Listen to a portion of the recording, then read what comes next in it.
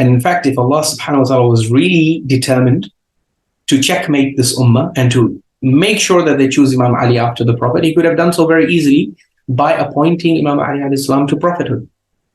Yani from the traditional 12er point of view, there would be no ishkal to this. Aslan 12ers believe that the 12 Imams are superior to prophets.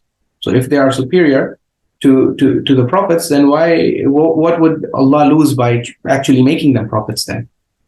Right? Allah could have easily made them prophets. And if Allah had made Imam Ali alayhi salam a prophet, then there is no way in heaven on earth the ummah would have chosen anyone else after Rasulullah. They just wouldn't be able to. Just as how they were not able to choose anyone when it came to choosing a head of state for the city-state of Medina. Why do you think the people chose Rasulullah sallallahu alaihi wasallam and not anyone else? Do you think in the presence of Rasulullah anyone could have dared to choose Abu Bakr or Umar or Uthman or any other companion? Or even Imam Ali himself? Could anyone have dared to choose and select him as the head of state while Rasulullah was alive? No, why not? Simple. When you have a prophet in your midst, no one can dare to become the head of state in his presence unless he permits and authorizes. Yeah, so there are examples in the Quran. For example, Talut became king, but with the authorization of the prophet of his time. But when a prophet of God is there, people themselves, they don't have the courage to put themselves, in opposition as rival candidates. So if Allah subhanahu wa ta'ala, the best and most secure way for Allah to ensure Imam Ali's smooth succession would have been to appoint him to prophethood. There was no need. If Allah was interested in continuing the system and the institution of divine guidance, there was no need to seal prophethood. Because the whole goal of what is prophethood? Prophethood is a system, it's a mechanism whereby Allah sends you divine guides who receive wahi from Him, who receive books sometimes, who receive guidance from Allah, and they share it with the community. So if Allah was interested in continuing this prophethood, aslan, He would not have ended it. And this is why many critics of the traditional divine Imamah theory have pointed out that traditional divine Imamah theory is a violation of Khatmun Nubuwwah. It undermines the seal of prophethood, because the whole idea of seal of prophethood becomes meaningless and sort of valueless if you believe in divine Imamah after the prophet. Because then what did Allah close prophethood for? I mean, He could just have continued prophethood. Why close prophethood? Why place the seal? When you want to continue appointing divine guides, why not? In fact, sealing prophethood itself is a violation of past precedent. Because in the past, why did Allah subhanahu wa ta'ala not seal prophethood with Ibrahim alayhi salam? Because He wanted to appoint more divine guides. He wanted to appoint Ismail to prophethood. He wanted to appoint Ishaq alayhi salam as a divine guide. He wanted to appoint Yaqub alayhi salam and Yusuf alayhi salam. So many more divine guides had to come. This is why the seal could not be placed with Ibrahim alayhi salam or Ishaq or Ismail or Yaqub alayhi salam jami'an or Musa alayhi salam or Harun alayhi salam or even Isa alayhi salam. The whole reason why Allah subhanahu wa ta'ala did not place the seal of prophethood with these past prophets is because He was interested in sending more guides. The very fact that Allah placed the seal of prophethood at Prophet Muhammad sallallahu alaihi wasallam shows you that He is no longer interested in sending any more divine guides or divine guidance beyond what He has given to Rasulullah sallallahu alaihi wasallam. So this is why critics of the theory of divine Imamah have pointed out that this theory does not gel well with the concept of Khatmun Nubuwwah, the seal of prophethood. The seal of prophethood becomes meaningless if Allah is going to continue to send guidance, because then it doesn't make sense to why close prophethood when you want to continue, when you want to send more guides and more guidance, just keep on sending prophets. And if Allah had followed this approach of making Imams into prophets, the ummah would not differ over them. Do you see anyone from the ummah of Musa alayhi salam denying the leadership of Harun? Why not? Because they didn't have a choice. He was a prophet. You can't mess with prophets. Okay, do you see anyone after Prophet Ibrahim alayhi salam disputing the succession of Ismail alayhi salam, or Ishaq alayhi salam, or after Ishaq alayhi salam, do you see anyone disputing the succession of Yaqub alayhi salam? No. Do you see anyone disputing the succession of Sulaiman alayhi salam to Dawood alayhi salam? No. Why no dispute? Because all of these are prophets, and you can never dispute the succession of a prophet when he is succeeding a previous prophet. The whole reason why the Ummah unanimously was never able to accept the succession of the Ahlul Bayt was precisely because they were not prophets. And this is why the Ghulat, they understood this very well. That's why if you go to the earliest arguments about divine Imamah, you will see that it happened between the two contemporaries of Imam Ja'far as-Sadiq alayhi salam. This is an authentic narration, authenticated by Ayatollah Sheikh Muhammad Asif Muhsini, Ayatollah Sayyid Abul Qasim al-Khuyi, Ayatollah Sayyid Muhammad Sayyid Fadlullah. All the traditional revivalists, reformists, all Shia scholars are unanimous in declaring this narration from Rijal al-Kashi to be authentic. The narration of this famous debate between Abdullah bin Abi Ya'qur, the close, trustworthy companion of Imam Sadiq alayhi salam, and the representative of the Ghulat, Al-Mu'alla ibn Khunais. Al-Mu'alla ibn Khunais, he said, Al-Awsiya Anbiya. Straight away, he said the Imams of Ahlul Bayt, the successors of the Prophet, are Anbiya. This is what the Ghulat wanted to believe. This is what they wanted to promote. That a system of divine guidance does not end with the Prophet. It is continuing, and that's why the Imams, we have to maintain that they are prophets. This was initially the stance that the Ghulat took. And Abdullah bin Abi Ya'fur, notice how in opposition to this, he doesn't say, no, they are not prophets. Rather, they are Imams who are appointed by God. No, Abdullah bin Abi Ya'fur is too early a Shia to say this. This is later Shia belief. Abdullah bin Abi Ya'fur is one of the most beloved students and companions of Imam Ja'far as-Sadiq alayhi salam, personally trained and educated by Imam Sadiq alayhi salam, and he represents the correct aqidah of Imam Sadiq alayhi salam. He says, no, these successors of the Prophet, the Imams from his progeny, these are ulama'u abraru atqiya. He says these are pious, righteous scholars. And when the dispute is presented to Imam Sadiq alayhi salam, who does he support? Who does he side with?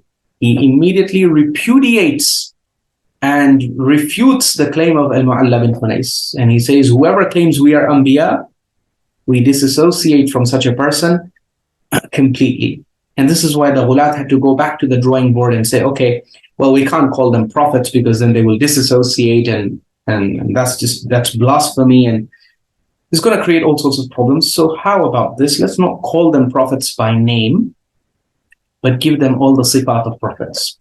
So prophets are divinely appointed, they are divinely appointed. Prophets are infallible, they are infallible. Prophets receive wahi, they are also muhaddathun, the angels talk to them. Prophets receive revelation from Allah, they also receive revelation from Allah. Basically, they made the 12 Imams into prophets in everything but name. They just changed the nomenclature. So, okay, don't call them prophets, call them Imams. But the sifat of prophets, give them all to the Imams. And unfortunately, this belief has persisted to this very day. If you look at it from the traditional lens, there is really no difference between Imamah and Risala other than nomenclature and name, and some very few trivial differences maybe perhaps you might be able to think of. But otherwise, overall, it's one and the same thing. It's very similar to Nubuwwah. And so if Allah subhanahu wa ta'ala wanted, we could have rolled with the vision of the Ghulat, is that because this is what he used to do in the past actually. The Ghulat were upset that why didn't Allah do, in the past Allah used to send a major Ulul Azm prophet and after him a whole series of lower ranking prophets. And we don't mean lower ranking pejoratively or derisively in a negative sense. No, lower ranking as in based on the Quran itself. In Surah Al-Isra, Allah says, وَلَقَدْ فَضَّلْنَا بَعْضَ النَّبِيِّينَ عَلَى بَعْضٍ. And the prophets were not all of the same rank and station. لَقَدْ فَضَّلْنَا بَعْضَ النَّبِيِّينَ عَلَى بَعْضٍ. Allah says, indeed, we gave superiority and fadila and excellence to some prophets over others. So some prophets were higher in ranking and station and closeness and proximity to Allah than other prophets. So Allah could have done this, the way He did with Ibrahim alayhi salam. After Ibrahim alayhi salam, you have a series of prophets who are not the same as him in station, but they are nonetheless prophets. Okay, Yaqub alayhi salam is not the same rank as Ibrahim. Ibrahim alayhi salam is Khalil, he's the intimate friend of Allah.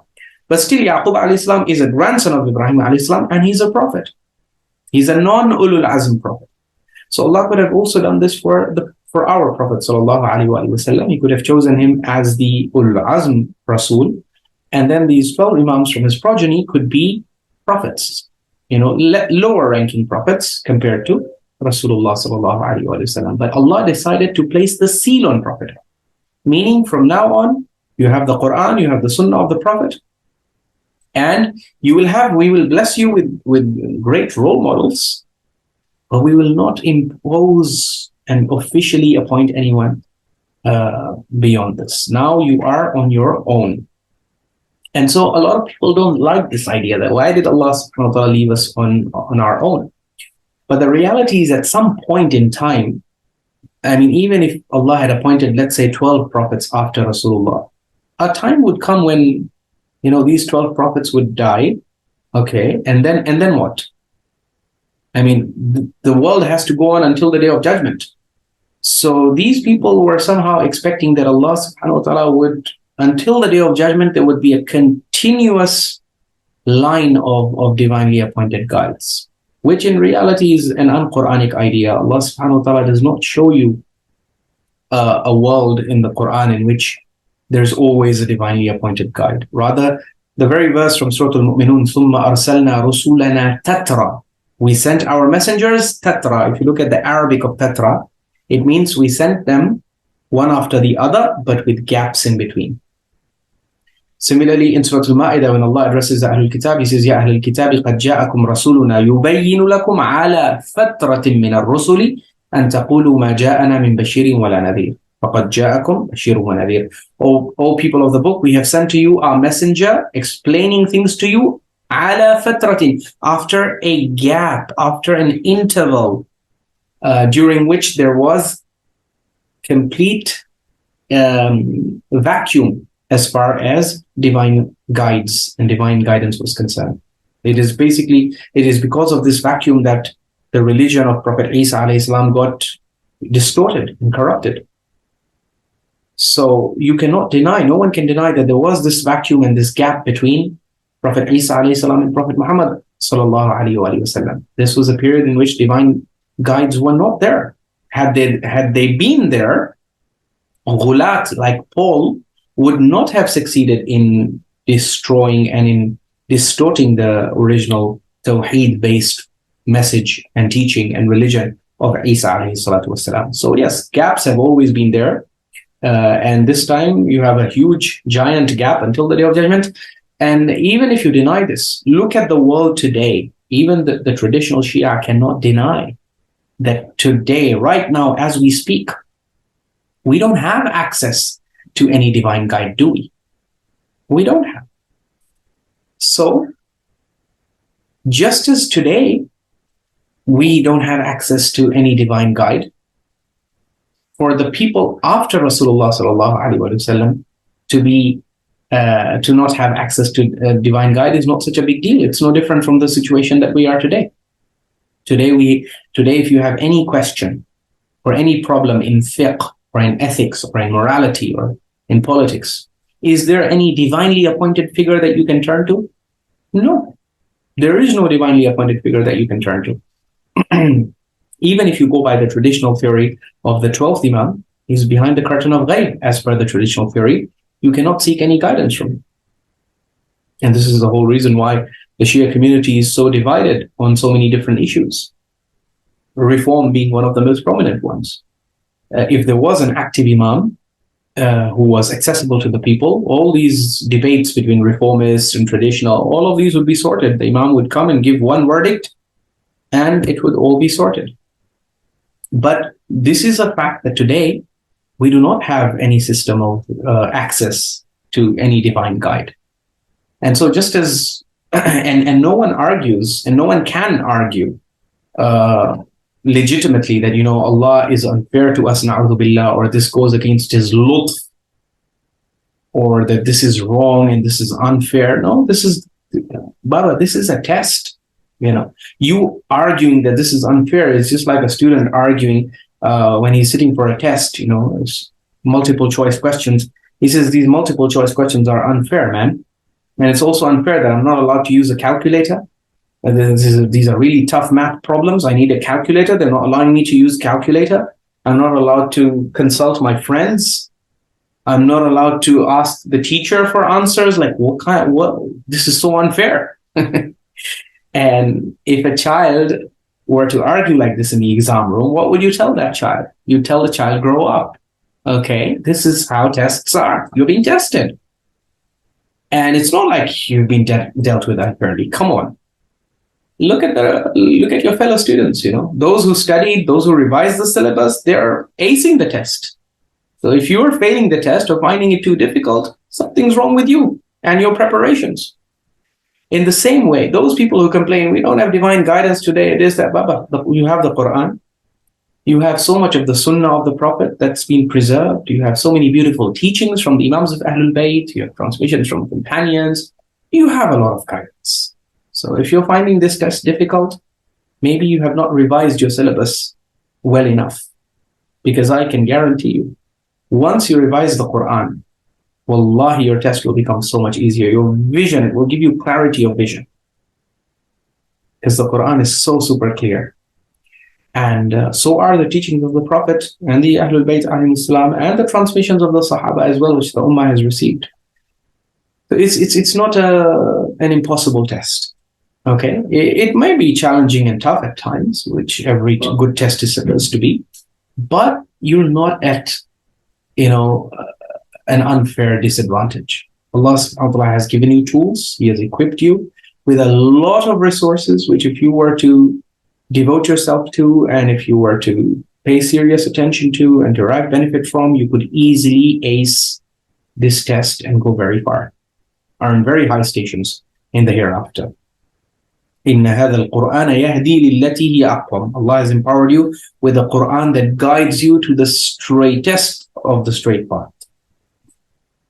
So after that, you really have no grounds to complain. And if people ask, well, how could the Holy Prophet have left the Ummah without, a successor, without a guide? And isn't it unfair for the Holy Prophet or for Allah to leave the Ummah without a guide? Well, just ask yourself, which guide has Allah given you today? Is there any divinely appointed guide who is actively accessible to you and who is actively guiding you and telling you do's and don'ts at each step of the way? So just as today it is not unfair for Allah to leave us without access to any divinely appointed guide, in the same way, immediately after the Prophet also, it's not unfair for Allah to leave the Ummah to their own devices and let them make their own choices.